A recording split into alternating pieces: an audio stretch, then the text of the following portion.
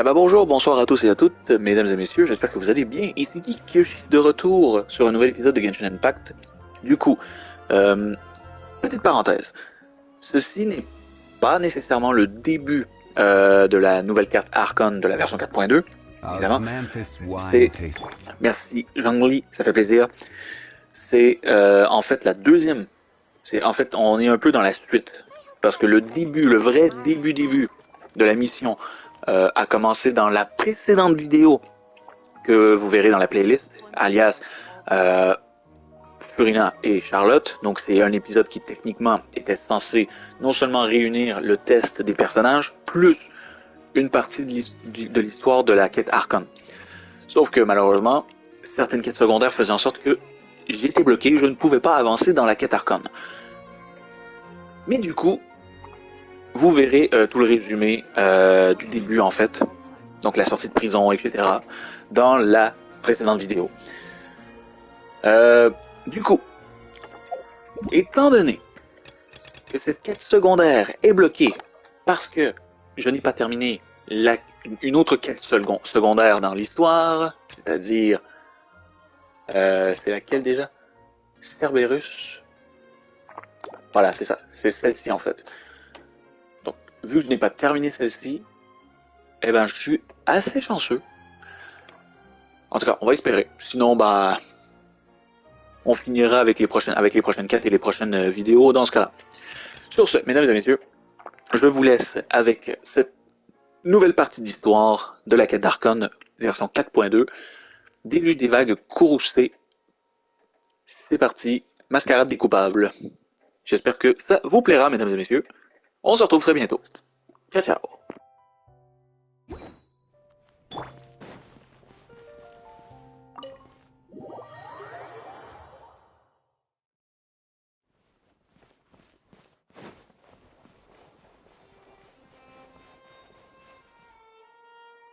The Palais Mermonia sure is buzzing with activity today. Halt! Huh?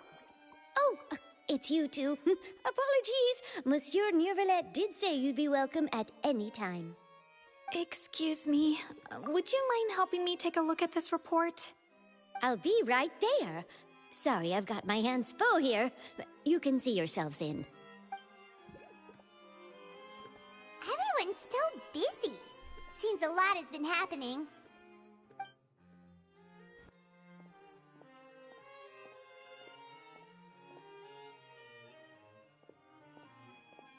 Neuvillette! Hello. You've come at the right time, but you'll have to wait for just a moment, as there are some urgent matters I must tend to first. In the meantime, please, have a seat. If you'd like to have something to drink, let the Melusine outside know. That's all right. We just ate. Very well, then. Let's take a break over there while we wait for him to finish his work.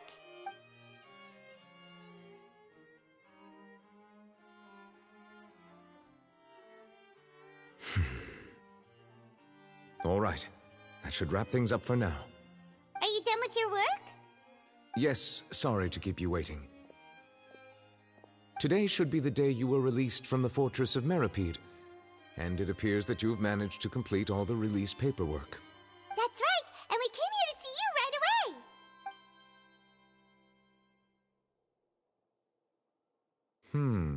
A massive whale. Do you have any idea what that might be?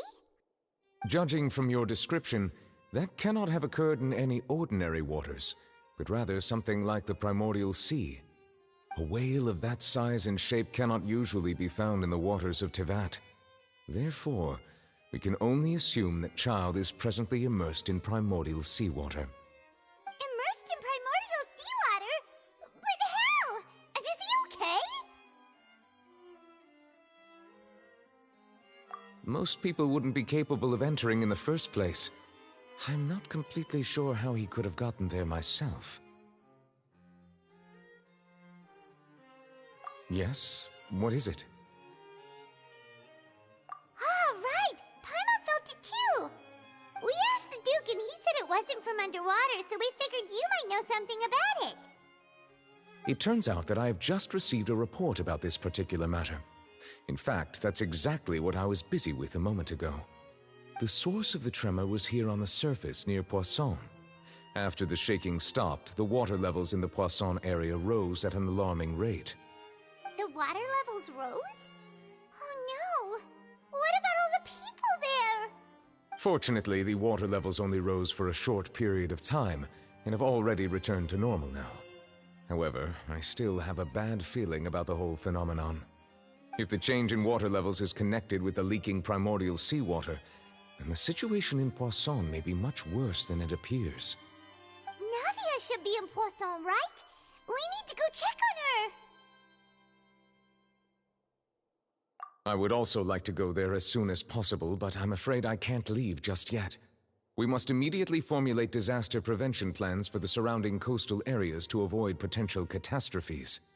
I'll have to ask you two to go to Poisson first. I'll meet you there to check on the situation once I've finished things here. There's no time to lose! Let's get going! Please be careful.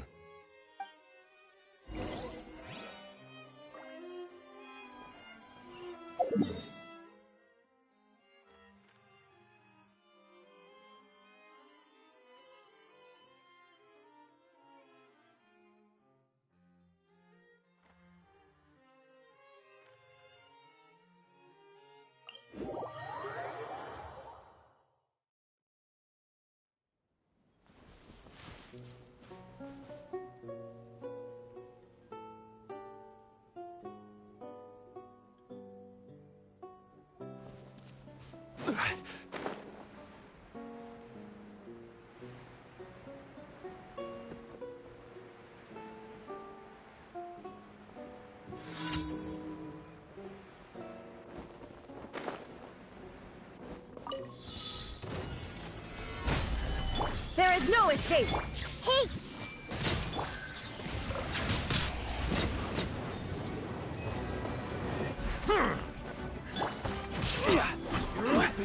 Solidify! Illusion shattered! Settle down!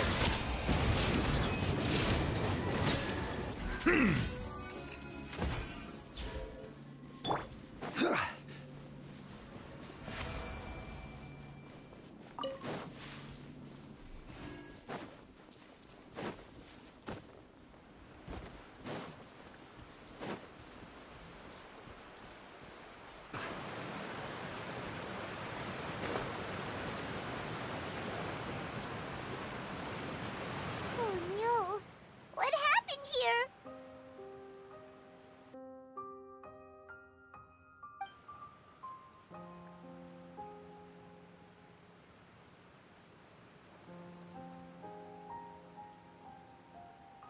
Navia should be around here, right? We need to make sure she's still... Paimon means we need to check on her.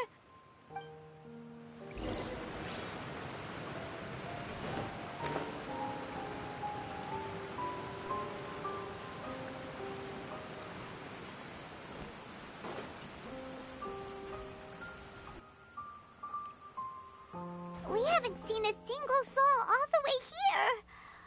Oh, this is getting scary. What will I ever do now? Look, there's someone on the roof over there. Just stay put. We're coming up. Watch your balance. All right, just hurry!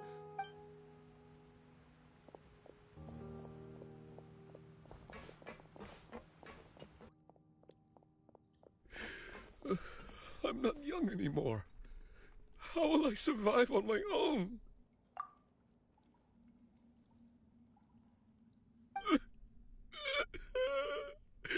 My Desiree!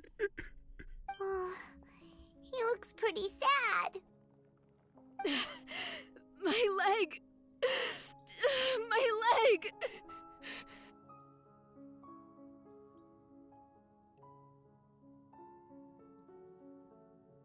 How could this have happened?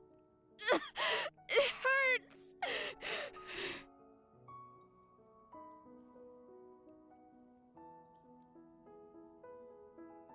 Just hang in there. Help is on the way.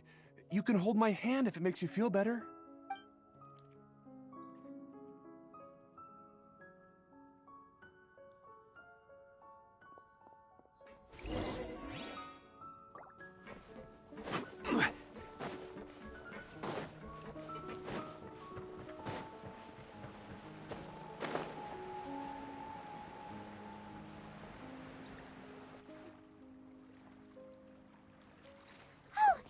Navia! She's over there! Hey, Navia! Are you okay?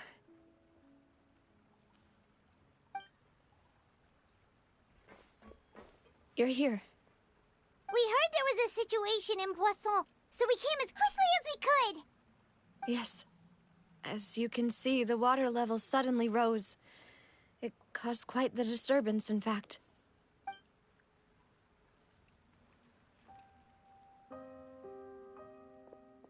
Demoiselle! There was a wounded resident next to a building southeast of here. We've already transported him to safety, but we've run out of medical supplies. He's wounded? How badly? He fell, so it's probably a broken leg. He's pretty shaken up. When the water level rose, he desperately climbed up to the roof. Once the water receded and he saw the ground, he became terrified and eventually... He jumped down then. Find the leader of Squad 1 and tell him to take the wounded resident to see a doctor. He should know where to go.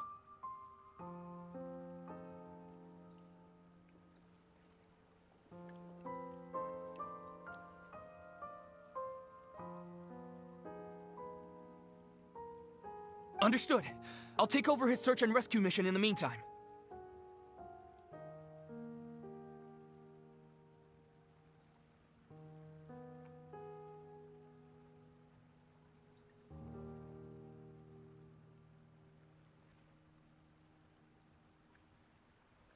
All right, you'll be in charge.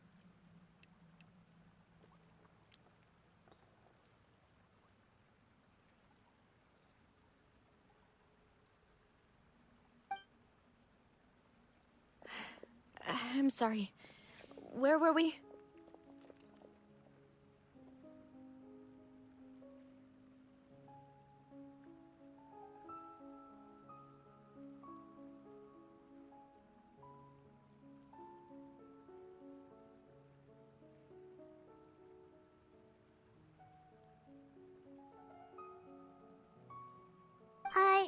The situation in Poisson?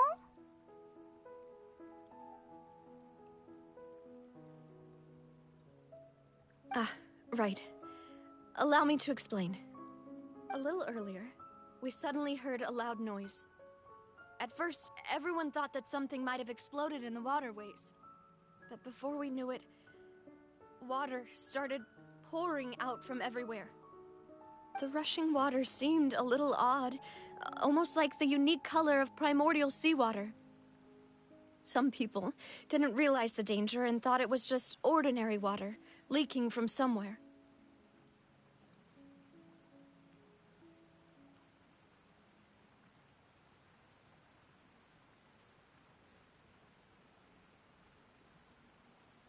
Everyone on the street who happened to be close to the water didn't have a chance to escape. As the water levels rose, they suddenly disappeared. They were all dissolved. Those who realized what was happening started to flee in a panic, desperately trying to get to higher ground. Many were injured in the stampede, and some people fell from significant heights. The Spina di Rosula initiated rescue operations as quickly as possible, but there have been a lot of casualties. Fortunately, the water began to recede after some time, and the chaos came to an end. The water that flooded the area contained primordial seawater, so the lower levels of Poisson are still hazardous. To ensure everyone's safety, I've asked the people there to leave as soon as possible. No one knows if this could happen again. All we can do for now is try our best to help evacuate the residents. We still haven't completed the head count, but we'll have some numbers soon. How awful. And all of this just came out of nowhere. It was quite frightening indeed. I only wish that everything that just happened... Is there any way we can help, Navia? Thank you for being so willing to help in a moment of crisis like this. You don't know how much it means to me. I really can't express how grateful I am. that, Navia. That's what friends are for.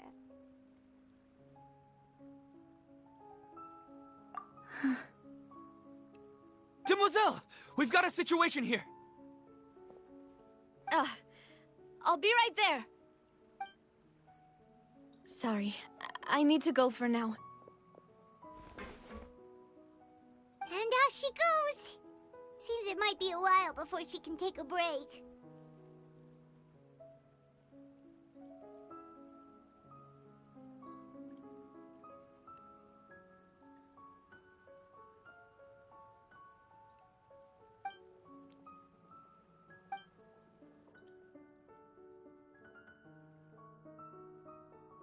Okay, the wounded are being tended to, and we finished a preliminary head count.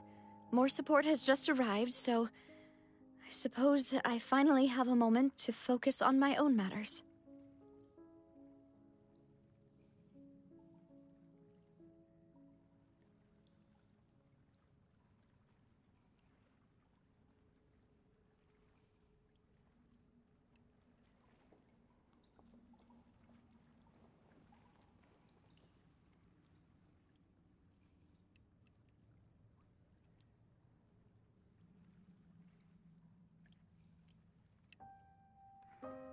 Of course, we should remain ready for anything, and continue doing our best to rescue others. I'll be sure to have everyone at the Spina di Rosula ready to render assistance.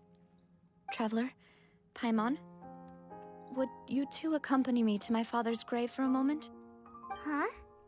Right now? Thank you.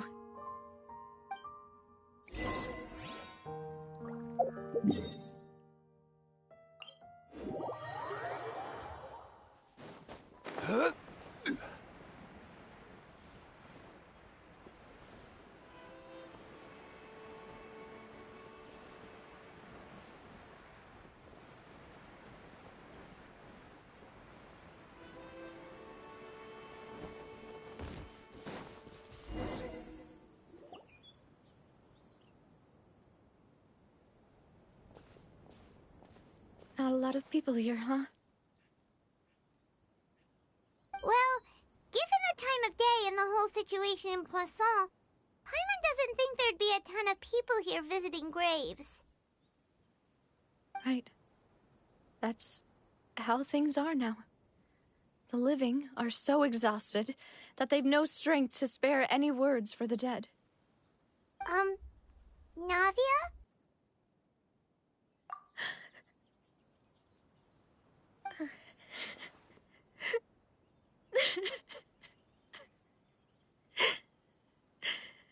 Navia, what's wrong?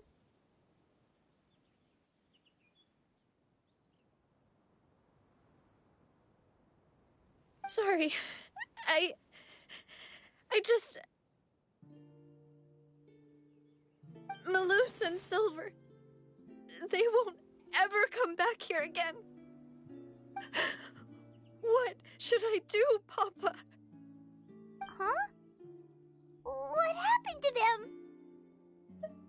Everyone agreed on the rescue plan, but still, I was the one who initiated it. They were helping evacuate the residents, but they couldn't leave in time. And they were caught in the seawater. What should we do? I've known them for so long. And I know they weren't afraid. But I could at least hold a funeral for my father. And I know where he rests. But as for Malus and Silver, they're just gone. I just can't.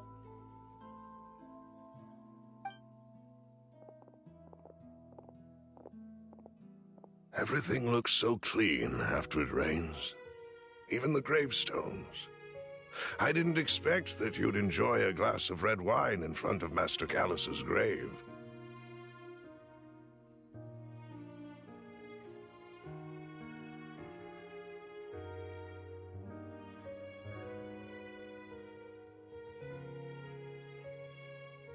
I can understand. Besides, the scenery here isn't half bad. See, it's not just me. I always want to bring something when I visit Papa. Perhaps we might even have a picnic. He wouldn't be angry, would he? How could Master ever be upset with you, demoiselle? Yet the cemetery is the home of those who have passed, is it not? Everyone ends up here sooner or later. No. Buying yourself a plot in advance, are you? No need yet. But when I do, I hope you'll let me be buried beside Master Callus, demoiselle. Hey, stop joking around. I'm quite serious.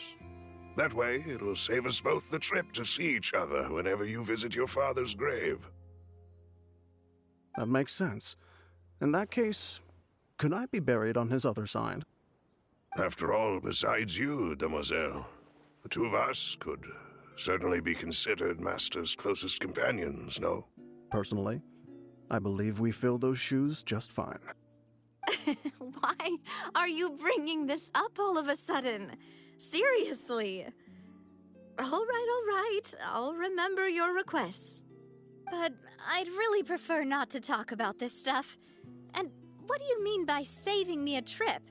I'd make the journey even if I had to visit you two somewhere else. I'd promised to let them rest in peace here. But here I am breaking that promise. I'm sorry for letting you see me in a mess like this. I don't usually cry, really. Paimon doesn't know how to help you feel better. But, well, she understands how you feel. I had always thought I could make my wishes come true. But now that I think about it, that never solely relied on me. Many things can only be accomplished with someone else's help. Malus and Silver have helped me so much. But by contrast, I could do nothing for them. I'm so sorry. You can spend as much time as you need here, Navia. We'll stay with you. Thank you. Right now, you don't know how much that means. By the way, you can have a look at this. It's a list of victims from the incident that took place here. Obena, Khan, Burnett, Giverny, Francine, Karina, Daisy Ray, Joinville, Julianne, Esson, as well as Malus and Silver. So, everyone else is safe. But still... It's okay. I know what you're thinking. And you're right. We lost Malus and Silver. But we were able to save more than we anticipated. The overall outcome indicates that the cost was worth it. Right! Don't think that way, Navia. One person might be saved at the expense of another, sure, but that isn't something we should ever consider a trade. Malus and Silver were not the price for saving anyone. They're heroes. You're right. Thank you, Paimon. What you said just now was pretty amazing, actually.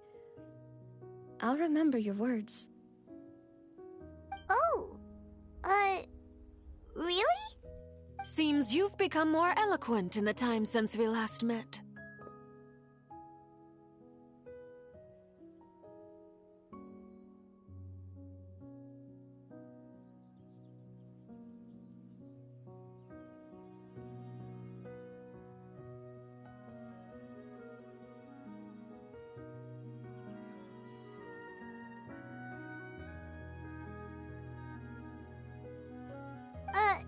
The knave?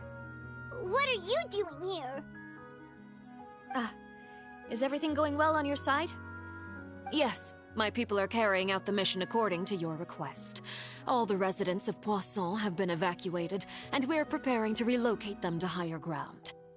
As for these supplies, we have everything taken care of. There is no need to worry. Thank you very much. Wait, do you two know each other? We just met recently. Right, Miss Navia? Usually, I would call this a coincidental encounter, but that doesn't quite fit this time. Besides, it never even crossed my mind that a Fatui Harbinger would come looking for me. Thanks to the Knave, Spina di Rosula received generous support from the Fatui, which allowed us to complete the rescue and evacuation work so quickly. Mutual aid is essential to fostering positive developments. We were already in the area, in any case, so it was nothing. That said, I must say that you're a lot sharper than you let on. I'm sure you understand what I mean. I apologize for all the ways in which I tested you previously. We've never worked with a Fatui before, and it's extremely important for us to know who we're working with. My subordinates have reported that Fatui soldiers have been observing water levels and taking head counts in various locations. I hear that they've also prepared a large amount of emergency supplies. I'm quite surprised. This is nothing to brag about, nor do I intend to.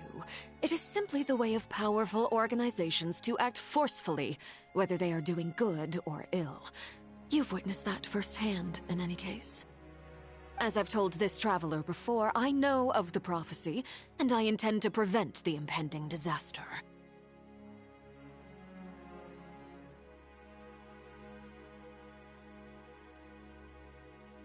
Lending your organization a hand was a natural first step in accomplishing that.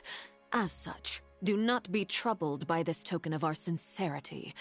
Perhaps one day, you'll also be able to help me in the same way. Without your help, there would have been many more casualties. I won't forget your kindness. Furthermore, I sincerely regret what happened to Malus and Silver. I only wish that my people could have arrived a little earlier to prevent this from happening. Don't say that. You and your subordinates did everything you could.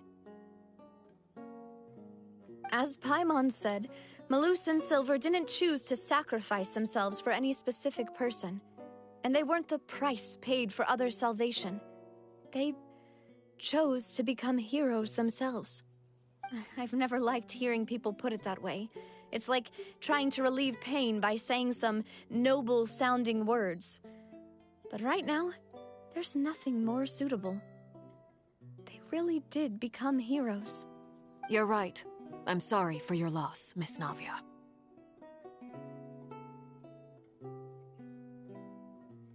Water is life to Fontaine's people, and it also spells disaster. It's no wonder that people always say that prophecies represent fate. Fortunately, I've never been one for such opinions. So, you're one who will try to change fate, then? Of course. That is why I'm going to Hotel Bouffe de Thé. I still have some things to take care of, and the children need my attention. By the way, Traveler, Paimon, one more thing.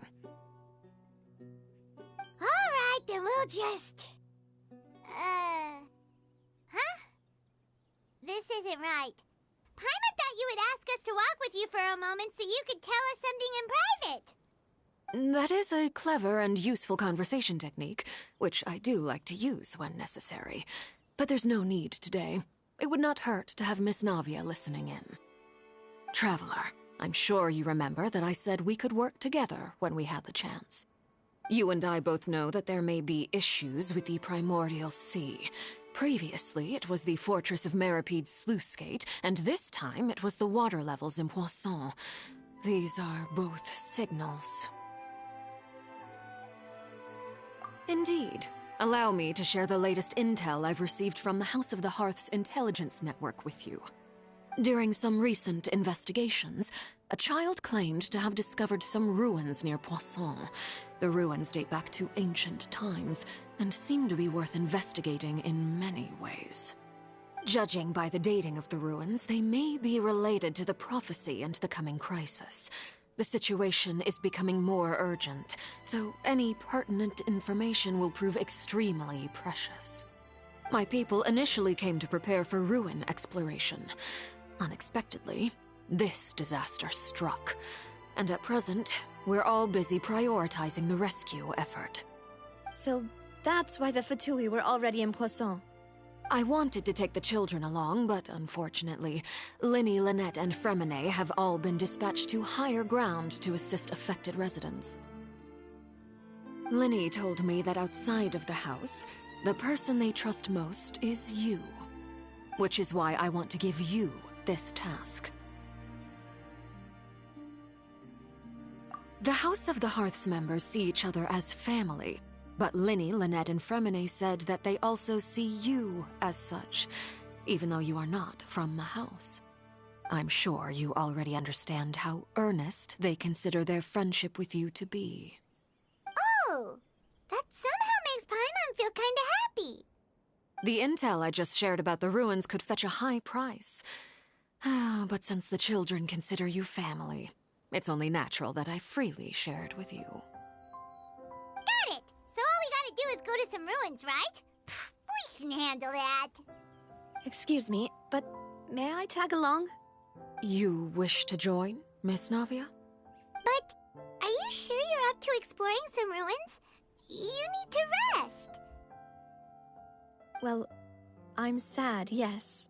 But I can't just go back and plop myself into a chair by the roadside and do nothing. There's no point in being depressed while we still have a disaster on our hands. As my father's successor, I must live up to the hopes he had in me. Besides, I'm also doing this for myself. I need something, a distraction, to keep my mind off Malus and Silver.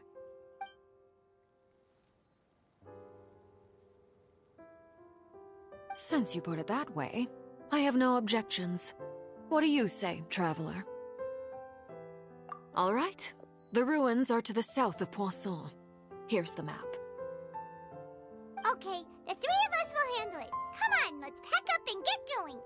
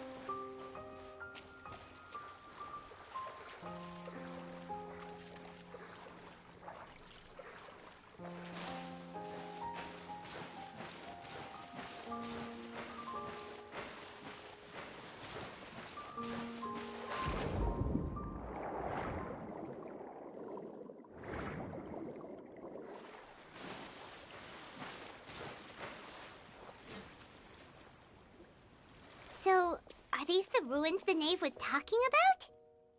Whoa, talk about old. They seem to be pretty ancient, all right. Let's go in and have a look.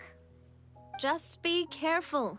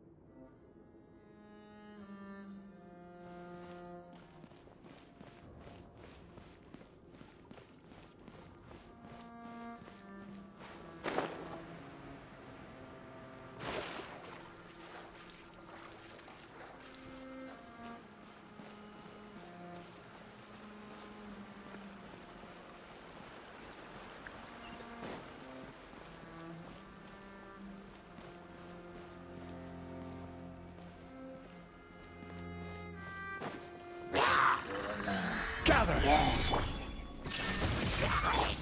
see everything. Silence!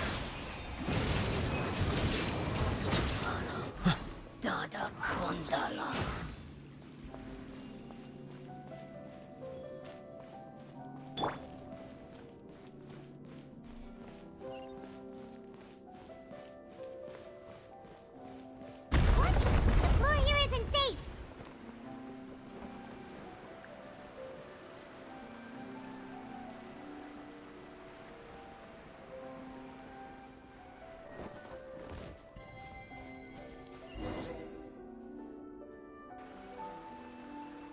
This place has also been contaminated by primordial seawater.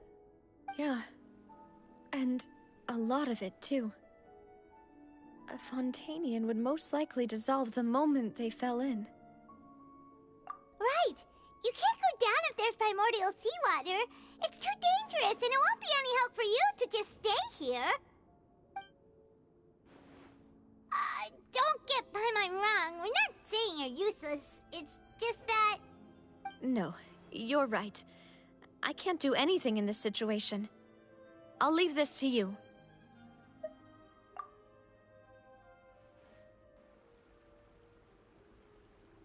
That complicates things. Maybe the only way left is forward. In that case, do you want to wait for us here? The water levels here are unstable, and there's a chance the water will rise. So, staying here, perhaps we'll find the exit just up ahead. All right. Come with us for now then, but please be careful.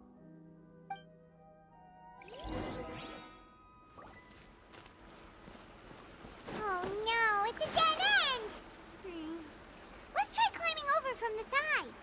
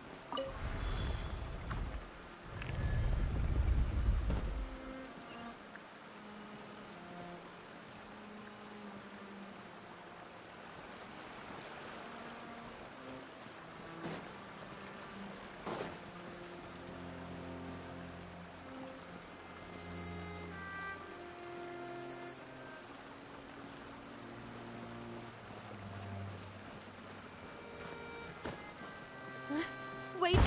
There's something wrong with this bridge! Run for it!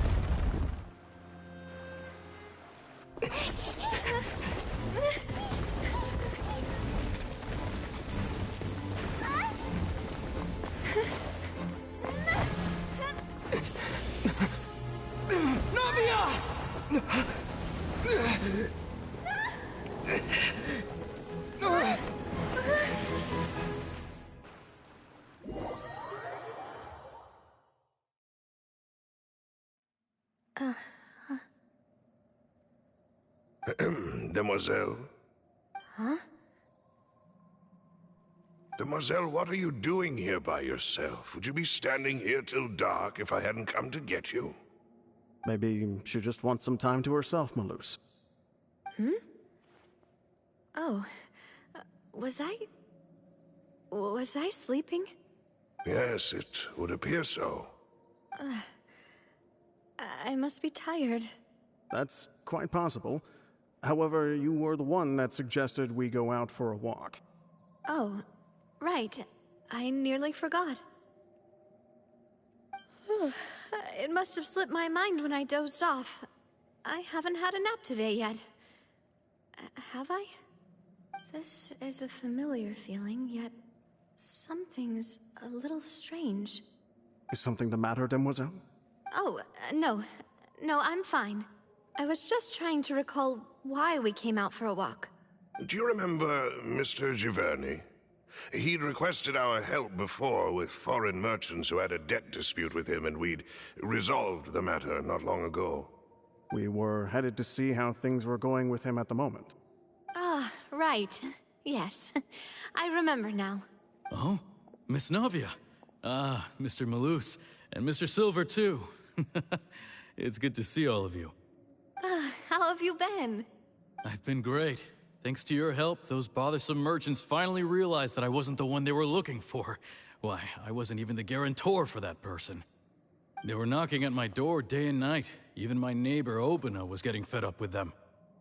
Sometimes force is required to calm someone down and get them to listen to what you have to say. That's right. Oh, by the way, Burnett, what was it that you wanted to give to Miss Navia again? Oh, yes. One moment, I have it right here. Miss Navia, these are some flower seeds that I prepared. Please take them. They're a very good variety, and they'll become very big and beautiful once they bloom. I don't know what we would have done without your help, so this is a little token of our appreciation. I hope you won't refuse.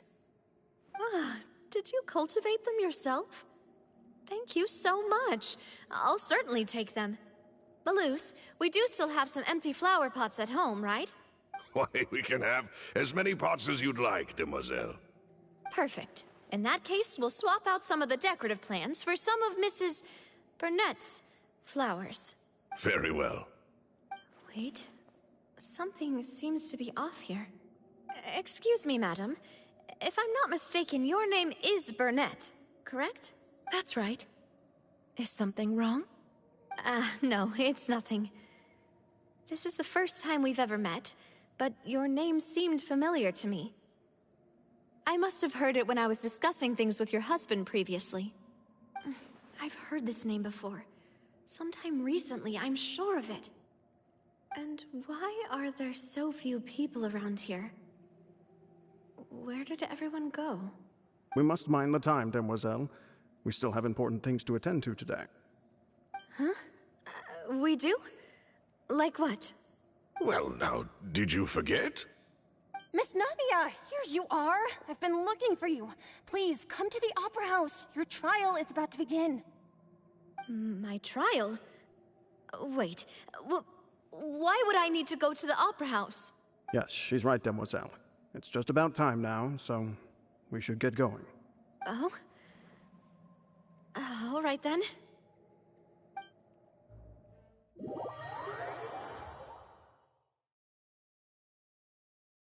Look, it's Navia! She's here! And her two attendants are with her! Goodness, everyone's finally here. There sure are a lot of people here to see the trial. And they all seem to be oddly excited about something. I even know some of these people. Karina, Desiree, Joyville, Jolien, Essen. Why are so many people here? And why do I have no recollection of this case? And as for the judge... huh? Where's Monsieur Neuvillette? Please sit in the defendant's seat. Don't worry, Silver and I shall accompany you. All right. But are you sure you can stand behind me? Typically, it wouldn't be allowed, but today is an exception.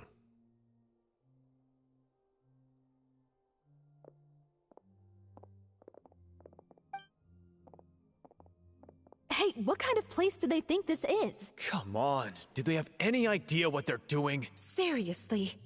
Enough with the whispering! Could someone please tell me where Monsieur Neuvillette is? And why I'm standing trial? My dear Miss Navia, have you not yet realized what you've done? In that case, allow me to explain. As all here know, you are Master Callus's successor, the head of the Spina di Rosula, someone held in high regard by every soul in Poisson. After you took over the Spina, you treated all of us just like the late Master Callus had. If anyone in need reached out to you for help, you responded. Not only you, but your butler, your subordinates, nearly everyone in the Spina di Rasula fought for the well-being of those in Poisson. Wait a moment. Aren't you just proving that I'm a good person? Yes, correct.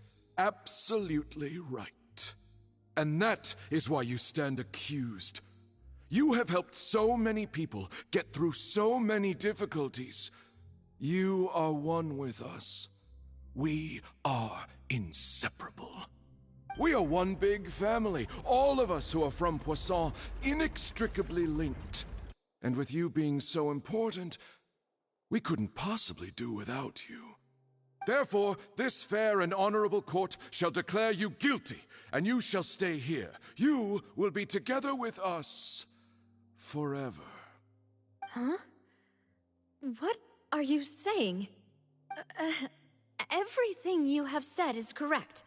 I have indeed done a lot for my hometown, and I would be willing to be with you all, but what is the purpose of having me stand here like this? What is there to discuss? Ah, well, if that's what you think, then I have no further comments. How wonderful, Miss Navia!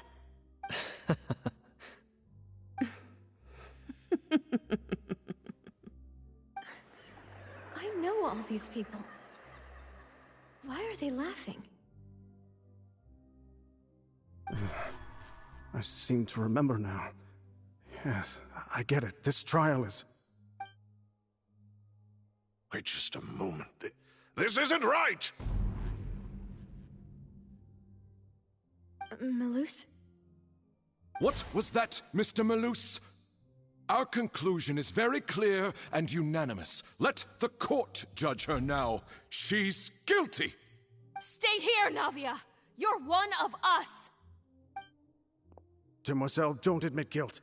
This trial means to keep you here forever. I wish to exercise my right to defend Our Lady. Mistress Ronville, you only know of Navia's goodness, but nothing of her utterly independent mind. She was born a free and independent spirit. She has never been tied down by anything. Indeed, even the death of Master Callus couldn't stop her. Her actions cannot serve as proof that she identifies herself as part of any group. She merely acted as an individual, extending her hand to help others. Please do not mistake her actions as being otherwise. Really? As an individual, you say? Don't forget, we are all Fontanians here. This is the nation of justice, the nation of Hydro. Even if Miss Navia only voluntarily rendered her assistance, that doesn't change the fact that her beautiful soul must return to everyone. Water accepts all, blends with all. It will surely accept her kindness. Everything is measured here in the nation of Hydro, and in the end, everyone shall meld together. Thus, when a unanimous opinion emerges, that opinion represents justice. Now I speak for everyone. Our opinion is consistent. Navia should stay. We and Navia are one. And you would call this justice? Preposterous. You are merely jealous that Demoiselle still has a chance to exist as an individual. Have you forgotten how much you all once longed to become individuals, to become independent? Do you mean to defy our justice? If your justice is flawed, then why should we acknowledge it? As you said, we can also have our own justice. Silver and I shall defend Demoiselle. And that is how we will enforce justice. Ugh, my head... it hurts. Demoiselle. Silver, it hurts. My head is spinning. All I can see is stars swirling in front of me. I remember now. Everything that seemed odd from the very beginning.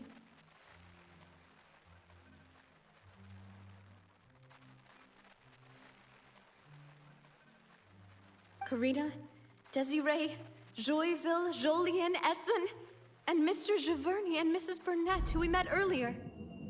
Even Malus and Silver. I don't want to admit it, but they're all dead. Don't be afraid, and don't admit guilt. We will protect you to the very end. Absurd! Who are you to say that she cannot be judged? We are the majority, and in the nation of trials, the majority is absolute justice. We are the will of all. Don't let them escape! We shall keep Navia here with us! Mr. Malus and Mr. Silver, must you be so stubborn? How could the two of you possibly hope to stand against the collective? Do not resist. This judgment is fair and just. Navia belongs to us. After all that happened, she should not be left alone in Poisson. What are you saying? No more excuses! She says we're jealous. Jealous? How could she possibly be an independent individual? What's with these people? Who's jealous of her? She belongs to us! Miss Navia, she... Silence!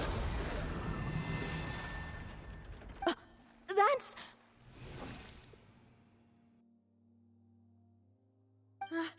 Monsieur Neuvillette! Such commotion is prohibited in the court. The accusations you just presented are nonsense and cannot constitute a proper trial. The court will adjourn for the rest of the day. In this, I shall hear no objections from any unauthorized party. Our thanks, Monsieur Neuvillette. Please leave with me, Miss Navia, while there is still time. But... Go on now, demoiselle. This is your only chance to leave this place. What, can't bear to leave us behind or something? Malus. My apologies. I couldn't resist making one little joke once I realized that this shall be our last goodbye. Malus... Silver... Quickly, you must come now! Goodbye, demoiselle. Farewell.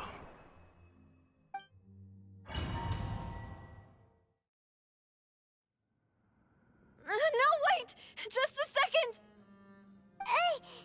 Navia? You're awake. Good.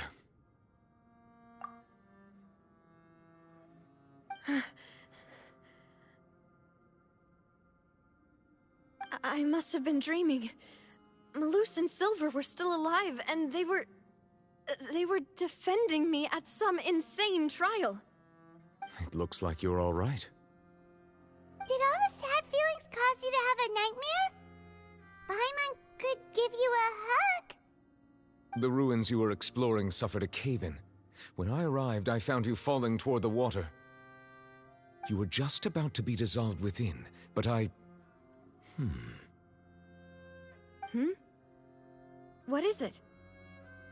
I think I saw 2 Oceanids protecting you. It was only for a moment, perhaps even a fraction of a second, but they gave me the chance to retrieve you. Were it not for their intervention, I would not have been able to rescue you before your consciousness dissipated.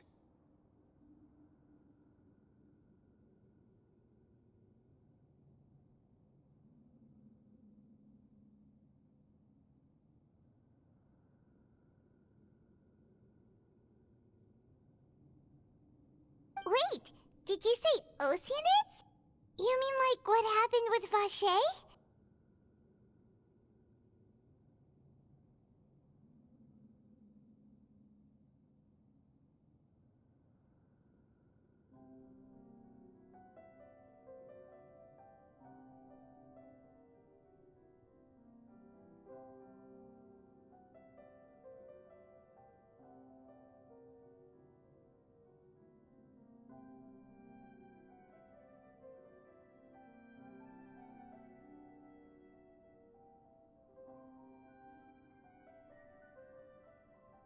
Perhaps those 2 Oceanids were the people you saw in your dream. I always always told them that they didn't have to protect me. To think that they'd keep doing so even after death. Please come with me.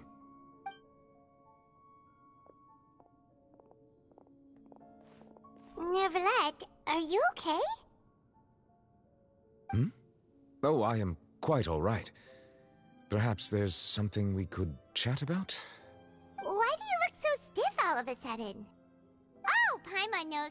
You're the type who feels awkward when there's nothing to talk about, right? I merely thought that we should give Navia some time to herself. Huh? Why didn't you just say so then? Don't you think it's even more awkward to call us over like this and then have nothing to talk about? I suppose so. Ah, Sigewinne. I hope all is well with her these days. Her work in the Fortress of Meropide has not been too much for her, has it? No way! Don't worry. She's doing fine down there. She's an amazing head nurse. I see. Well, that is good. I have always worried that Sigewinne would need a lot of time to understand the world of humanity, just as I have. Oh, and the Duke also says hi! Even though Sigewinne made him do that. He hopes that you haven't been overwhelmed by all that's happened lately. Thank you. I have indeed been busy lately, and I also hope that everything is going well in the Fortress of Meropide. He still doesn't know what to talk about. Let's chat about something else then. So, Neverlet, you're probably quite the swimmer, huh? Yes, of course. This isn't going anywhere. Let's try something else. How did you find these ruins? Did the knave tell you? Yes, in fact. I had arranged to meet you in Poisson, but when I arrived, I discovered that the Fatui were helping the residents evacuate. They had even transported a large quantity of supplies to the area. Amid my astonishment, I ran into the knave, and we had a chat. She informed me that she had asked you to investigate the ancient ruins here. Yeah, we originally planned to meet up with you, but we thought you might still be busy with all those official documents. We didn't think exploring the ruins would take very long, and who would have thought you'd wrap things up so quickly?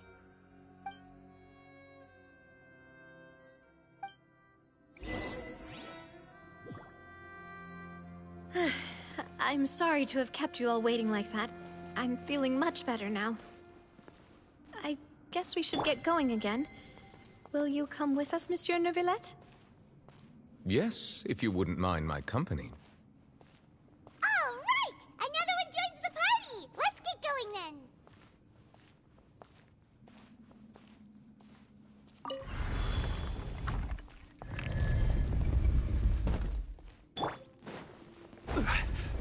Stabilize! Settle down!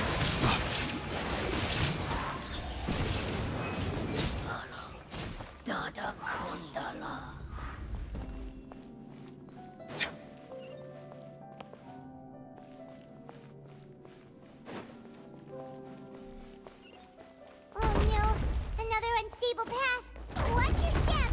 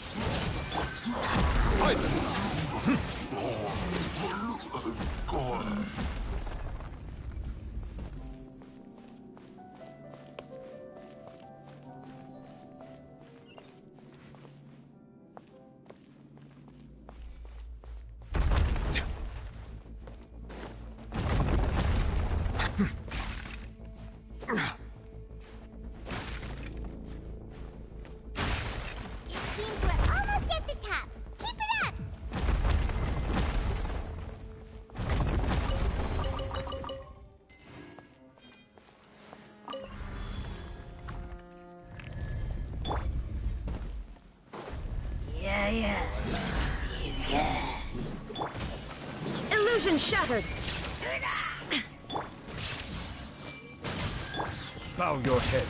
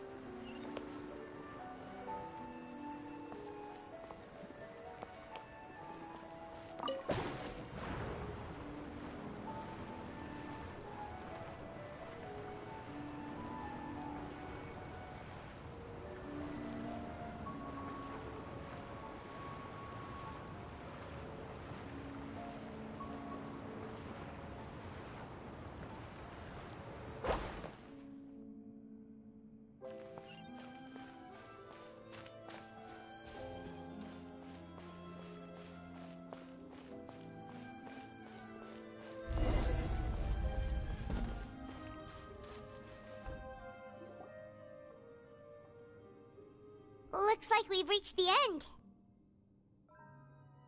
This is the place. There should not be any other hidden spaces in the vicinity. Had some twists and turns, but it turns out that this place isn't actually that big.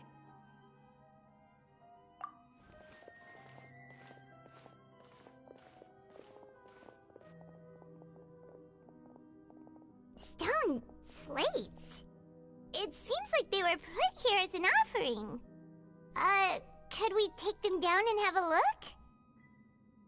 Perhaps we should just leave them be for now. There are 4 locations in total, but only 3 stone slates. The slate that should be in the first empty spot is missing. The surrounding walls also show signs of damage. There's something written below. Let Paimon see. Reason dictates that this nation be destroyed. I shall record the history of its future here in its past. Say what? It feels like someone left these slates and these words here for a purpose. But does he mean that Fontaine should be destroyed? That would fit the circumstances dictated by the prophecy, yes. Indeed, the slate's contents correspond to it. Take the second slate, for example. There's a person kneeling here. She seems so dedicated. And there's a whole bunch of other people behind her doing the same. She's facing this... what is this? Some kind of island in the sky? And is that Lady Farina in the third one fall into the water?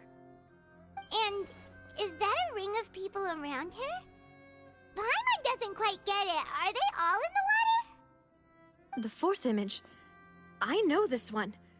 This exactly matches the content of the prophecy.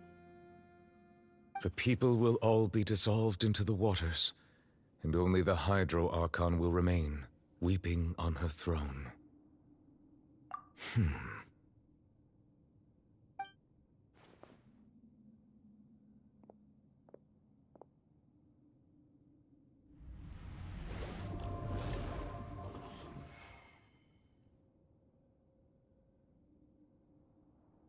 More information should be hidden in these slates, but I fear I cannot easily uncover it, most likely due to us missing the first slate. I am very sorry. Don't blame yourself, Monsieur Neuvillette. Deciphering ancient stone slates isn't one of your duties. Ooh, Paimon's getting the chills just looking at these slates. This says that it's the history of the future, right? That means the prophecy's sure to come true. I really hope it doesn't mean that. Still, Paimon feels like these images are kind of weird when you look at them together.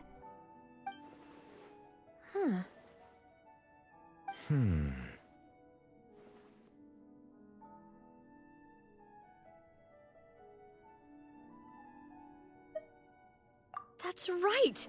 If the images are in chronological order, shouldn't the fourth, the waters drowning Fontaine, come before the third, where the Hydro Archon herself falls into the water?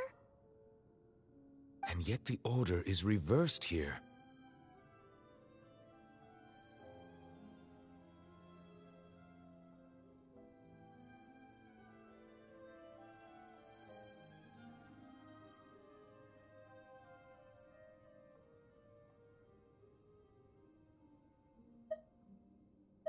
If we go by timing, Lady Farina only emerges in the third image. That means that the person in the second image might be the previous Hydro Archon. Egeria, then. I had never met her, but her appearance here does match the records. The previous Archon kneeling before the floating island in the skies, as if confessing a sin. Did she herself commit that sin? And if not, why would she be in such a posture? Also, I'm still wondering why these ancient stone slates are here at all. Judging from their contents, could this place be the origin of the prophecy? Does that mean that someone, or some people, once saw these slates?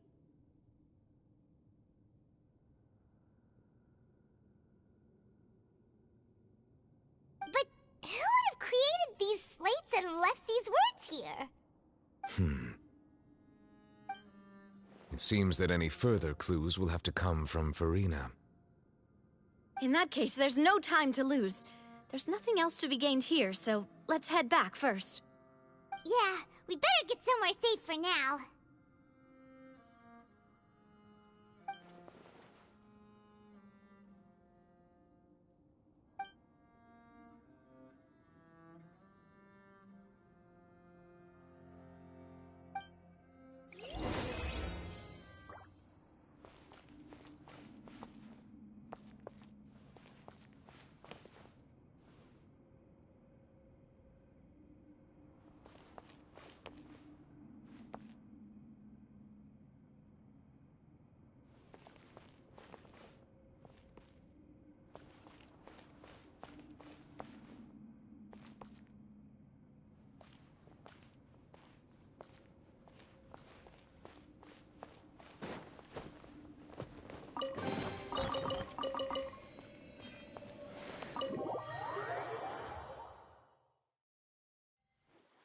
Let's split up here.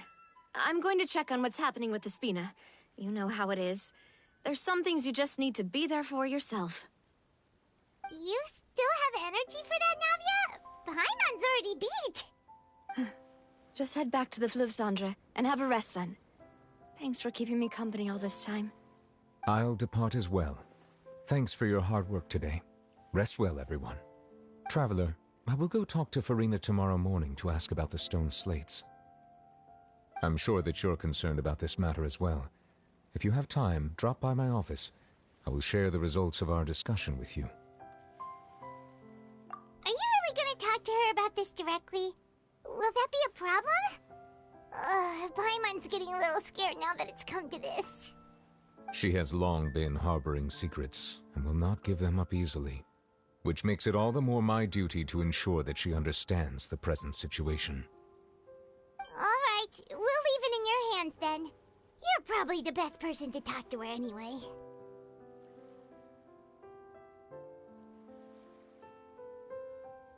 I will be carefully considering my words tonight. Traveler, Paimon, our safe house at the Fleuve Cendre is always open to you as ever, so please don't think you're an imposition. Alright, I'll be on my way then.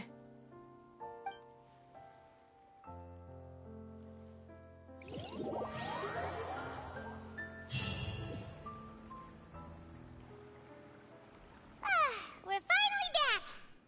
Welcome back. We've got a special menu prepared for you two tonight. Yay! And there's good food too! No, the boss is the best. Ooh, desserts! Nice, these are all Paimon's! Paimon's already starting to forget what happened today.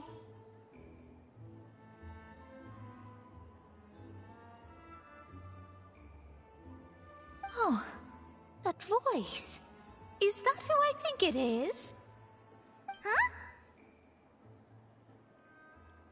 It's you two. What are you doing in Fontaine?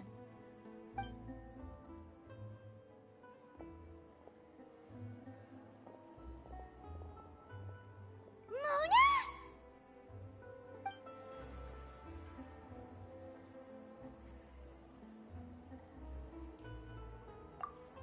Seriously, nobody just uses a scry glass whenever they've got time to just see who they'll meet on the road. Still, we didn't expect to see you here. Wait, you're not a Fontanian, are you, Mona? Well, I have some business to attend to here, so I booked a hotel in the city. I was just out for a stroll when I bumped into you. Quite unexpectedly, if I might add. Why did you think I was from Fontaine, though? Is that because Magistus doesn't sound much like a Mondstadter surname? Yeah, let's go with that. Well, I used to have my own surname, which was, well, some other thing. Either way, the old hag told me when she took me as her disciple that the first step to being a great astrologist's pupil was to change that name. There was nothing for it, really. She really is amazing at astrology, so I changed my name to what it is now according to her wishes. To my surprise, however, Magistus is not the name of some ancient house or clan. It isn't? Nope.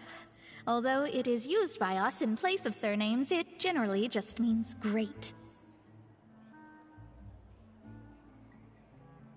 Wow! Imagine including a boast in your name.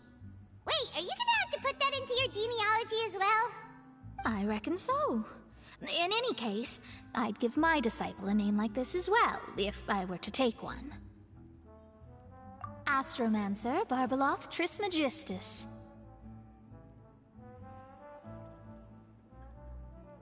Whoa, that's a long one. Does it also mean great or something? My name means Mona the Great Astrologist. As for the old hag, hers is, in plain speech, the thrice-as-great Scholar of the Stars. Just take it as a title specific to astrologists. Thrice as great? That's so petty. I know, right? That's just how she is. She used to call herself Magistus, actually, but when she took me in, she changed her name to Trismegistus. Talk about excessive. Magistus is thus the calling card of our school, so to speak, which makes it about the same as a surname. It's all right if you don't get it. You can look into it further should you need to study astrology more deeply.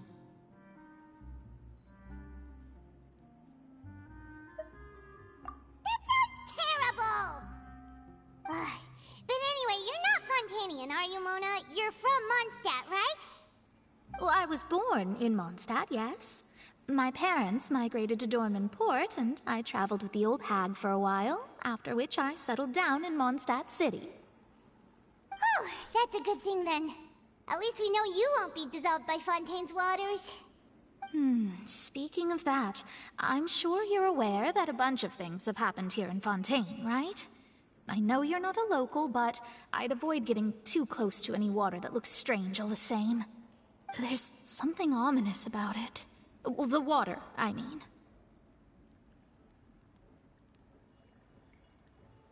That was the main reason, yes. Just a while back, the Steambird invited me to take part in a panel and speak about the circulation of the prophecy as an astrologist. The invitation was sent quite early on. I don't think anyone expected Fontaine to be in this much trouble. What do you make of that prophecy, Mona? Just tell us what you think as an astrologist. Your word would go a long way to make things more certain and less scary. What I can tell you is that I'm an astrologist, and that this prophecy concerns the fate of Fontaine, even that of all Tevat. Ascertaining this is akin to reading the fortune of the whole world. I'm afraid that this is not something that just anyone can do. If I could do it, you would no longer call me an astrologist, but a visionary. But on the flip side, the prophecy is so huge and powerful that it must surely come from a powerful visionary. Its contents involve the fate of the world, Disregarding it would be a mistake. A visionary? Sounds really powerful and all, but does such a person really exist? Of course. The old hag could do it. And I'd bet there are others amongst those Hexenzirkel colleagues of hers who could do something similar.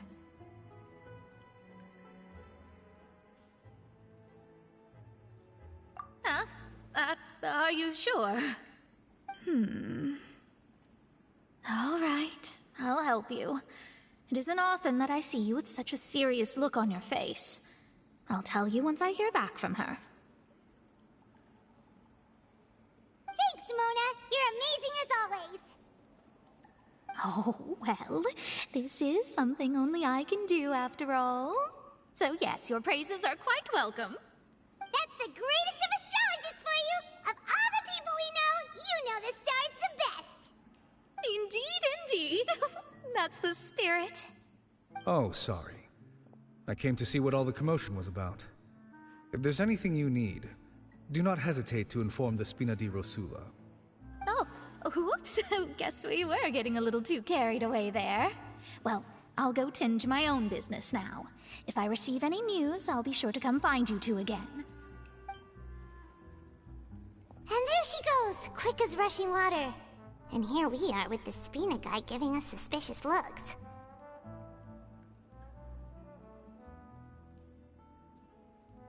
Right, but we were able to recruit Mona's help, didn't we?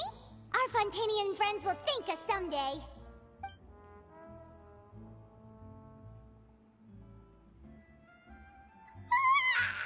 Good morning. To be honest, I'm still feeling kind of sleepy. But it's time to get up, Traveler. We agreed to go see Neuvillette, so let's pack it up and get going.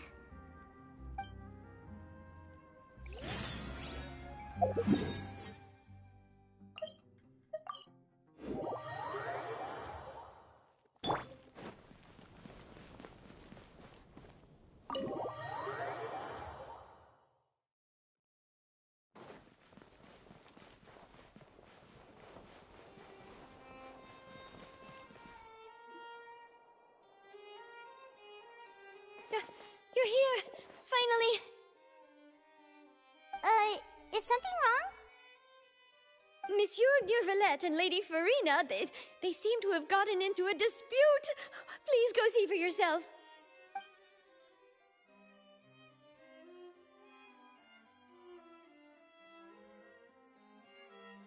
Like I said, I've already explained everything. And yet the problem has not been properly solved. There is little space for excuses between us. It is not my intention to offend you, but please, tell me where you stand. You are the Hydro Archon Focalor, are you not?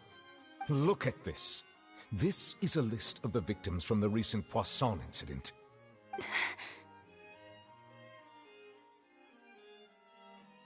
You mean... they're all... We did not arrive in time to avert this disaster, and I will not have it happen again.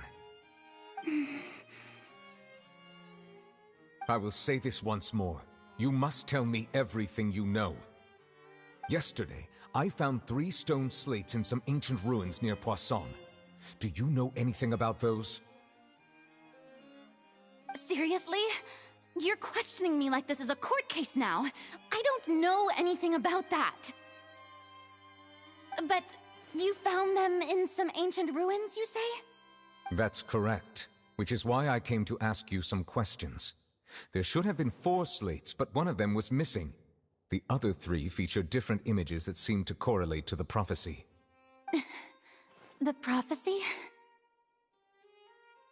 The second of these slates depicts the previous Hydro Archon Egeria kneeling before a floating island in the sky, as if confessing something. Do you know nothing of this either? I don't. I've never seen such slates. I'll ask you again. Do you really have no information regarding the previous Archon? My deciphering of the slates indicates that the Hydro Archon Egeria once had to confess to, or apologize for, a certain sin. If anyone would know about it, it should be you.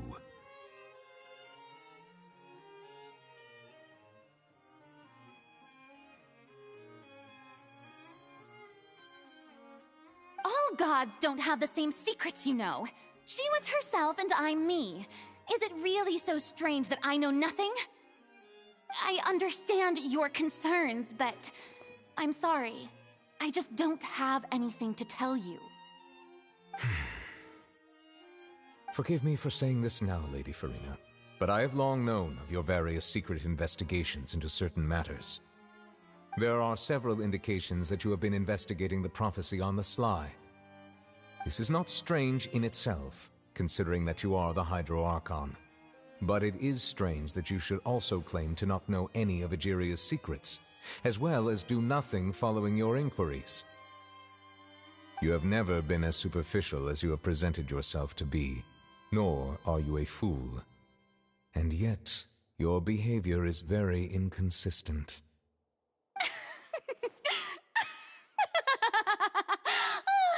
So you've been watching me all this time, have you? I didn't think you were that type. You... Well, since you know about my secret investigations, then you should know I'm actually working to take care of it. There's no point questioning or suspecting me. You're the Eudix, but you're still my subordinate. You should be following my lead. Just trust in me, your Archon, and do as I say. Never mind whether you can truly convince yourself to or not. It'll all turn out fine. That's all I have to say. We do not discuss this matter again. Oh, the opera's about to start. Toodles!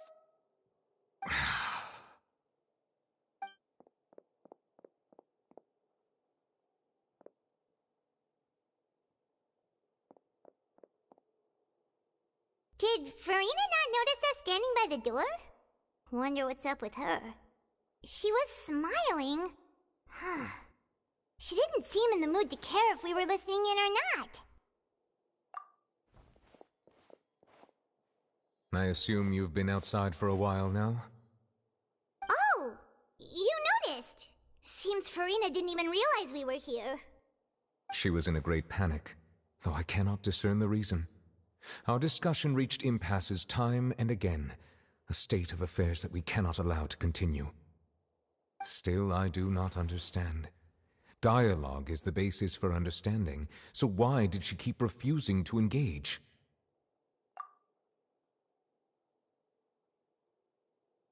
Everyone in her inner circle has noticed that she is hiding some secret. The issue is her attitude. I fear that she will not reveal anything unless absolutely forced to. We may have to create a situation in which she will have no choice but to speak.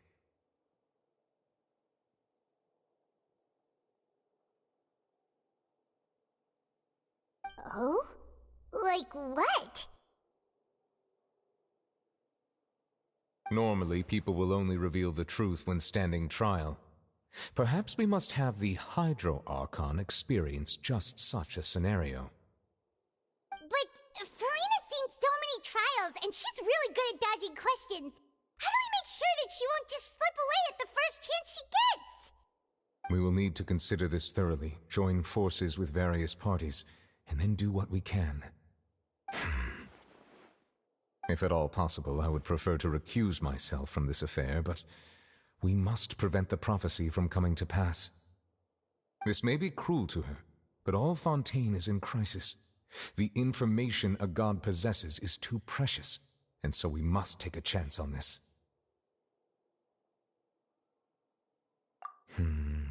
But who will lend us their aid to do such a thing?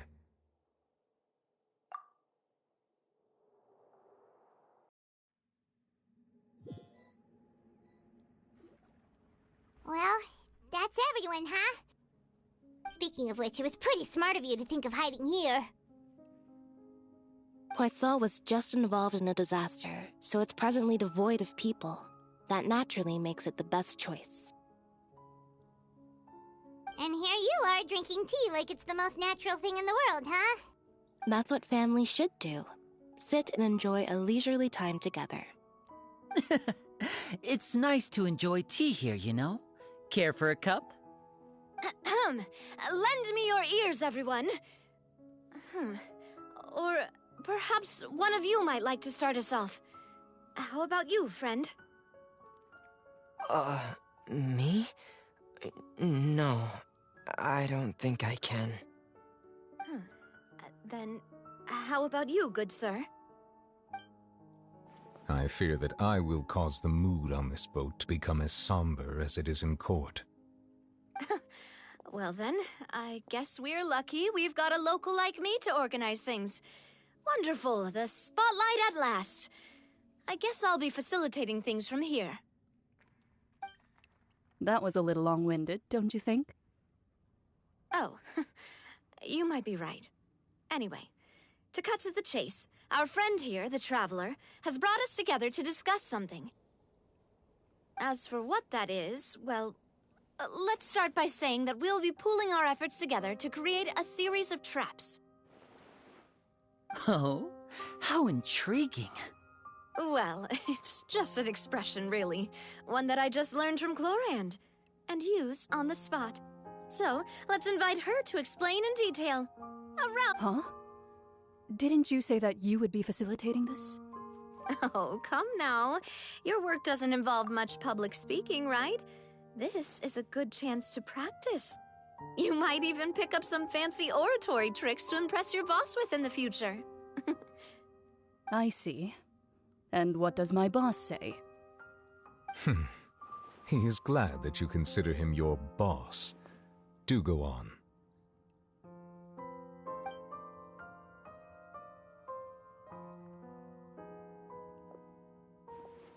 In that case, do any of you have experience hunting? Not that I recall. Fremine and I once used a wooden stick in a basket to catch wild rabbits when we were younger. As for Lynette, oh, right. You were sick that day, weren't you? I've also gone diving to catch some fish before. Does that count? I'm afraid not. You may or may not have heard, but Fontaine once played host to a group known as the Marechaussee Hunters. Though that was their name, they did not hunt animals, but rather various monsters left behind by the ancient dynasty of King Remus. Today, Fontaine's monster population has already thinned greatly, so the hunters have blended back into society, taking up arms in other lines of work. They even left a unique methodology of hunting in their wake. A trap comprises of the following components: bait, a trigger, and a containment device. Sometimes a lethal implement will also be necessary to deal with the prey. So, if we were to build a trap together, right now, what would you choose to build it with? For me, I would prefer something basket-shaped. Pigeons and rabbits will see the bait and naturally enter the snare. Our line of work requires a deft hand, and we're some of the best in the industry, so you can count on our techniques. You used some of those techniques while moving the people of Poisson, didn't you? My subordinates mentioned that you even performed some magic for the bawling children. Yes, and I even managed to gather some intelligence in the meantime. So myself. I'm afraid I can't claim that as my strong suit. I prefer more stable methods, like placing bait in the water and waiting for the fish to come within reach. That's the kind of method I would count on. Calm and steady. Exactly the kind of person who would catch loads of fish. And I can be their assistant. With discretion, I'm sure. I'd probably use some sort of mechanical animal. Papa once bought me some small clockwork squirrels, mice, and such. When placed in the forest, they can attract others of their kind. I remember that you liked those too, didn't you? I did. And that would be a good way to go about it. If they're realistic enough, animals of the same kind will follow them all the way to the trap. What about you, Monsieur Neuvillette? I fear I do not have any related experience. That makes sense. You usually solve problems directly, without the use of any such tricks. But I do have one more question for you, Monsieur. If we were to create a trap now, how would you design it? I would like for it to be effective, but bring no harm to the prey. A more gentle trap would be ideal. Kind, as always. However, our intention doesn't necessarily change the containment device and the type of implement we need. If we wanted to kill the prey in one strike, we would need a powerful implement. However, that also goes for prey that must be captured and safely contained. Wait, why's that? Only a hunter who's a true expert at subduing their prey can snare it without harming it. The line that divides life and death is often exceedingly thin. So are we going hunting together? Huh. We hadn't thought of seeing ourselves as hunters. It kinda works, but maybe it's still not the best metaphor. If our means of capturing and dealing with our prey is to put them on trial, then the hunting metaphor is actually quite accurate. But we shall require much more courage than any hunter to judge a god, a being whose seat is an exalted throne. Oh, so that's what's going on. Sounds very interesting.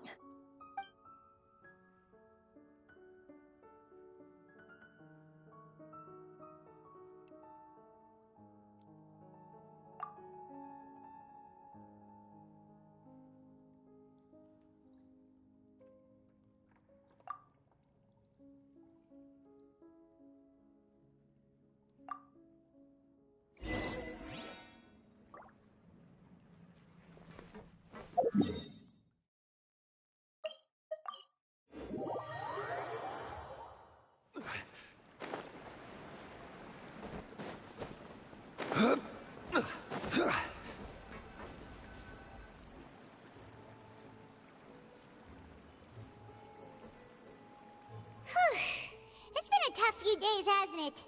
So much has been happening. Paimon didn't think the meetings would go on for so long, but everyone seemed pretty fired up, huh? Paimon thought they'd be at least a little frightened. Well, Fremine was, now that Paimon thinks about it, but everyone else just looked a little surprised. Well... It's hard to say. Paimon doesn't have any experience with this sort of thing. But with you around, Paimon sure will do great. After all, you're the most reliable person in the world, aren't you?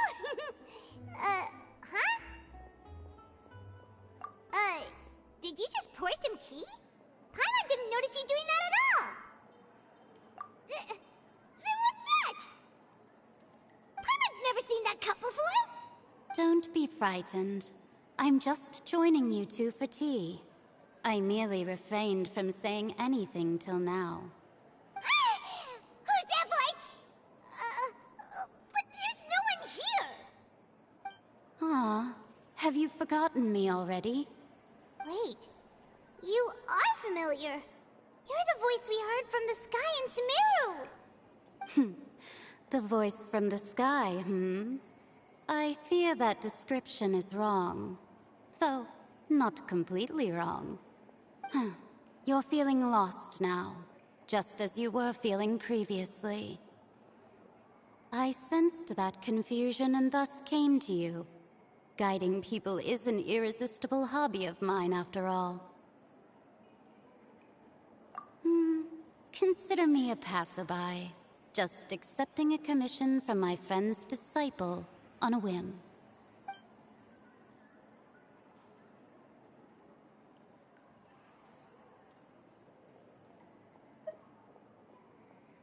The prophecy. Yes, what has been prophesied will be fulfilled. You may view such things as the history of the future. What? Then is there any way we can stop it? I believe you have witnessed a failed attempt with your own eyes. Can everything in Teyvat so easily be changed? Ah, so you've caught on. Just as prophecies are usually only the future as seen from the perspectives of the gods, could things be happening in hidden corners where the gods' gaze does not fall? Are the things that you shall see different from the fate that the gods perceive?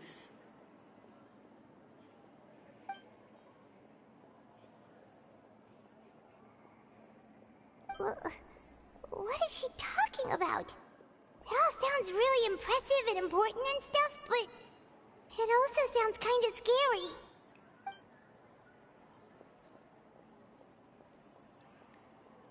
I believe that you understand, right? Some things are insignificant, but others you must reach out to change. Ultimately, fate shall serve as your only guide, no matter what will happen in Tevat's future. All you need to do is to play your part. This was good tea, by the way. Thank you for your hospitality. Well, that'll be all for today. The voice. It's gone.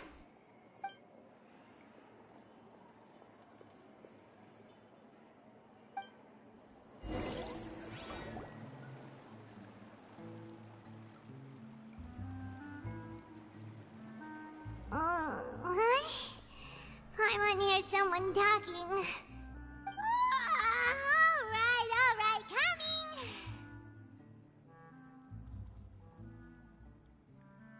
Hey, it's you who's getting lazy, okay? Well, I see I've walked in on some lively banter. Luna! Fine, just fine. I went to take part in that Steambird panel. It turned out to be more interesting than I expected. Not all Fontainians are pessimistic about this. One journalist mentioned that sitting around and waiting for the end to come would be wrong, and that they should make their own rescue preparations. I agreed, so we had a brief chat with her. Did she have pink hair by any chance? Why, yes! It was Charlotte. You remember her, right? That daredevil journalist? I'm in full support of her view. Prophecies are very important, but how can people allow their lives to be commandeered by just a few words? That's right! Paimon's glad to hear something sensible for once. Ah, yes. About what we had discussed before. I did try, but I'm afraid I couldn't reach the old hag. I'll try again tonight, but I wouldn't get your hopes up.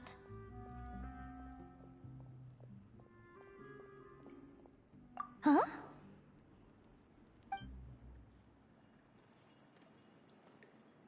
Goodness gracious. Are you serious? She said that even the god's gaze has blind spots. Pretty bold if you ask Paimon. Most people would believe the gods to be all-knowing, right? The Hexen Circle members are certainly anything but ordinary. As for the mage named N, the old hag has mentioned her a few times. She said that N's sense of direction is incredible, and that she loves guiding those who are lost. But I've never met her, and if she were still alive, she'd be... well, suffice it to say that the hag's at least a few hundred now, and N's been around for longer than that. Whoa. The Hexen Circle sounds like a scary group. But they must really stay in shape to live so long. Their abilities alone are pretty terrifying. If she came to see you personally, then the problem you're facing must truly be of great importance. Well, it's not like Paimon could understand anything she said. Yes, she was quite cryptic, but I suspect she means that there is still a way to turn things around. She didn't say when or what that would be, though, so... perhaps it is something that you cannot know right now.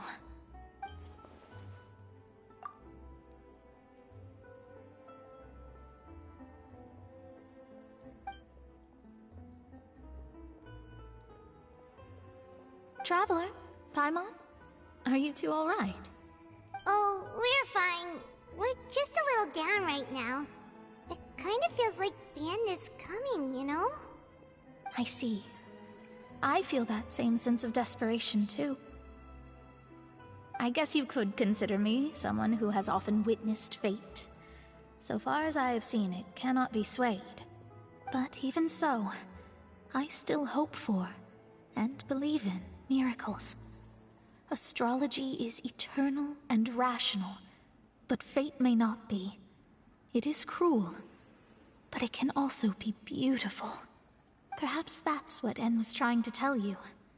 Not to lose heart, and to believe that what you are seeing playing out before you is not yet set in stone. I did originally think of steering clear of all this, but I couldn't. Even if this is all futile, I still wish to help everyone. If we don't struggle to the last, then how can we face the end when it comes? Huh. You do have a point. There I go, talking about astrological principles again. Sorry about that. The moment I start talking about work-related stuff... I need to get going. It was worth trying to comfort you, even if only a little. I believe that you'll help those who are struggling in the same way I did. I suppose that might be why we always seem to meet by coincidence. Paimon feels kinda moved by what Mona said. But also kinda sad, too. Hey, Traveler. Paimon suddenly feels like going outside for a walk. Let's go. Let's walk around the city, shall we? There's a few spots we always like to walk by.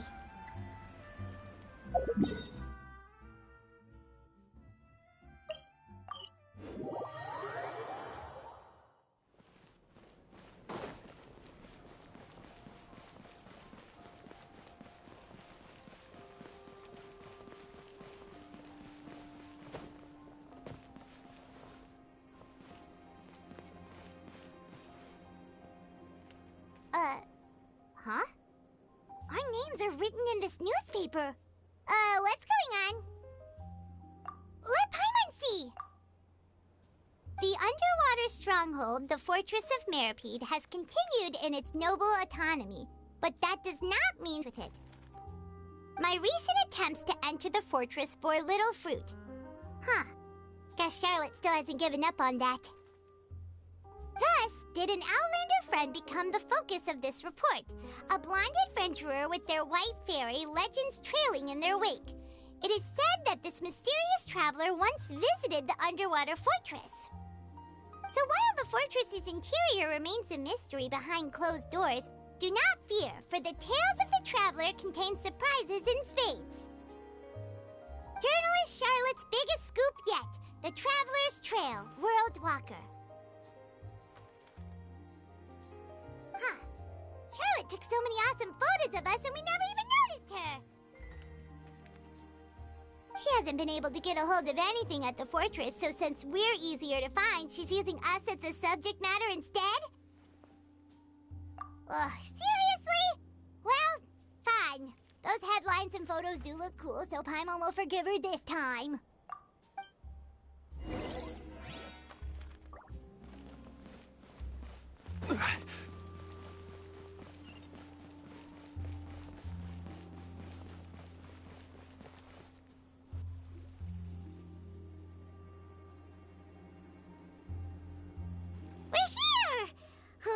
Paimon's hungry. Should we go in and get something to eat?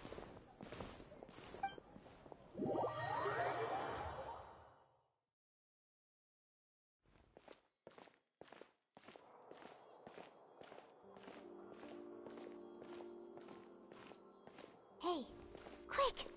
Look! That's the limited edition only 16 slices a day cake!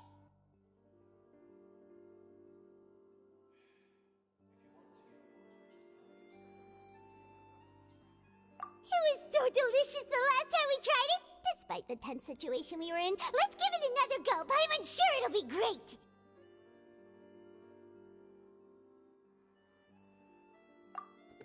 One slice of cake, please. Someone showed up after all! Oh, wait, you're the one from the Palais Mermonia. Oh, are you here to buy cake too? It seems Monsieur Nervalette was right. You really can eat. Wait, did he really say something like that? That's right. Even he has his own preferences when it comes to food. As for me, I love the cake and coffee here. Do you come here often? Usually every day. Every day? It's part of my daily schedule, apart from work. I shall have my cake and coffee. Then what if someone told you one day that this place would be closing soon, and you wouldn't get to eat cake here anymore? What would you think? But why would it close? Well, Paimon doesn't know either, but maybe the waters will rise tomorrow. You know, like in the prophecy. Oh, the prophecy. To be honest, I haven't paid much attention to that. No, still, even if there'd be no more cake tomorrow, that wouldn't keep me from having some today. No, it's the same for eating in general. You might not be able to eat tomorrow, but if you can do so today, then you should carry on. That's what people call living, you know. Huh. Don't be sad. Excuse me, could I have 2 more slices of cake to go? These 2 slices are for you. Sijuin said that this kind of expression you're making is what humans call being sad. Oh, you know Sijuin? I sure do. She was born before me, and she sometimes comes to the surface to teach us things about humans. She said that humans are creatures that are saddened easily, yes, and you can only lift their spirits by feeding them delicious food. So please try the cakes here. I've got something else to do, so I'll be going now. You two try to stay in a good mood after eating, all right? Bye.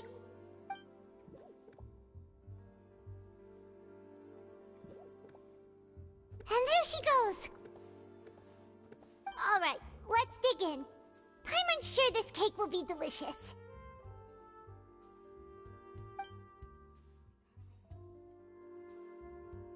It's more delicious than last time, and the flavor gets even better with a sip of tea. It sure would be nice if we could come again tomorrow. Sure would be nice if we could always eat delicious food here. Forget about me. This is about what you want.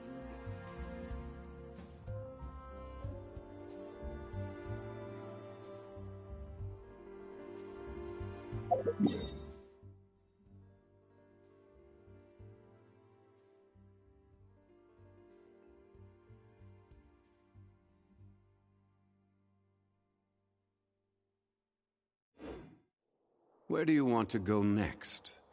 If you'd like to see Liyue's tourist spots, I have a few references. Forget about me. What is this about?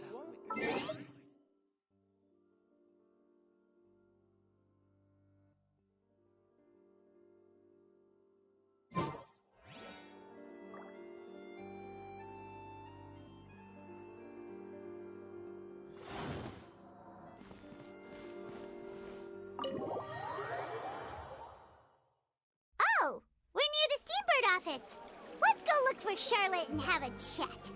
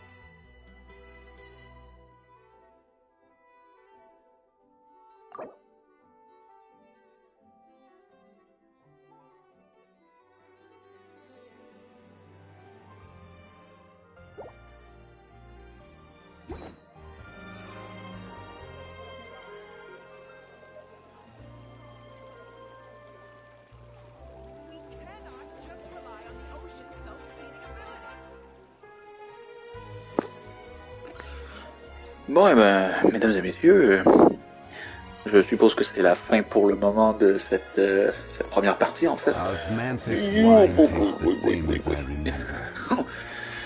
Donc oui, donc c'est ça. C'est la première, probablement le premier épisode officiel concernant l'histoire d'Archon de la version 4.2. On en a découvert quand même pas trop mal en ce moment. Évidemment, bon, ça avait l'air un peu buggy vers la fin. Évidemment, il y a eu quelques petits problèmes au niveau de la connexion, donc évidemment c'est normal que mon personnage bougeait légèrement plus lentement, et que j'avais de la difficulté à faire mes trucs vers la fin, mais sinon, globalement, mesdames et messieurs, ceci conclut pour le moment l'histoire de la version 4.2 pour ces épisodes, donc évidemment la suite viendra pas trop tard, donc vraiment bientôt au courant de la semaine. Une fois que j'aurai terminé les quêtes secondaires qui seront rattachées après à tout ça. Mais au moins, ça aura permis d'avoir en masse de stock pour cette première partie, mesdames et messieurs. Du coup, habituellement je ferais des vœux, mais malheureusement pour le moment j'en ai pas assez pour vraiment considérer une grosse séance de vœux. Donc ça ira probablement un peu plus tard. Mesdames et messieurs, j'espère que vous m'entendez encore toujours. Du coup, j'espère que ça vous aura plu, mesdames et messieurs. N'hésitez pas à aller voir les autres épisodes si ça vous intéresse, évidemment. Bien sûr, il y a l'épisode précédent, donc Furina et Charlotte, qui relate un peu une partie du début de la quête d'Arcane au final. Donc si vous êtes intéressé à voir un peu le début, évidemment, n'hésitez surtout pas. Évidemment, il y a les tests des deux personnages qui se trouvent dans la dernière vidéo. Donc profitez-en un maximum, évidemment. Et du coup, sur ce, mesdames et messieurs, j'espère qu'on se retrouvera pour le prochain épisode. J'espère que ça vous aura plu. Excusez-moi, j'ai eu quelques bugs. Attendez un peu. Osmanthus wine tastes the same as I remember. But where are those who share the memory? Du coup, j'espère que ça vous aura plu, mesdames et messieurs. Désolé, il y a vraiment des petits problèmes au niveau de la connexion de mon côté, donc vraiment c'est pas terrible. Donc c'est peut-être le bon moment pour vraiment terminer cet épisode en fait. Du coup, j'espère que ça vous aura plu. On se retrouve très bientôt pour la suite, pour le prochain épisode, mesdames et messieurs. C'était GeekYoshii pour vous servir. À la prochaine tout le monde. Ciao ciao.